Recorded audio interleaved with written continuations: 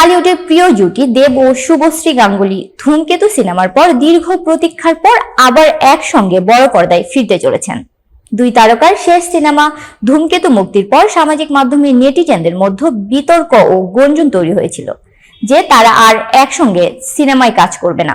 তবে এবার সেই গুঞ্জন মিথ্যে প্রমাণিত হয়েছে।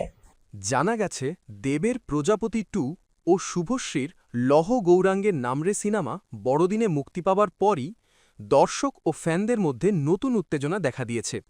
এই সব বিতর্ক ও দর্শক প্রতিক্রিয়ার মধ্যেই 2026-এর পুজোতেই তাদের নতুন সিনেমা মুক্তি পাবে। সোশ্যাল মিডিয়ায় একসময় বিতর্ক থাকলেও তারা আবার নৈহাটির বড়মার মন্দিরে একসঙ্গে পুজো দিতে গিয়েছিলেন এবং ধূমকেতুর পুরনো গানগুলোতে একসঙ্গে নাচিয়েছিলেন। নতুন সিনেমার ধরনও জানা গেছে, এটি একটি প্রেম ভিত্তিক সিনেমা হবে, তবে পরিচালকের নাম এখনও ঘোষণা করা হয়নি। প্রযোজনা প্রতিষ্ঠান দেব এন্টারটেনমেন্টের মাধ্যমে শিগগিরই সিনেমার সংক্রান্ত বিস্তারিত তথ্য এবং পোস্টার টিজার প্রকাশ করা হবে। টলিউড প্রেমী দর্শকরা আবারও দেব ও শুভশ্রীর জুটি দেখতে মুখিয়ে আছেন।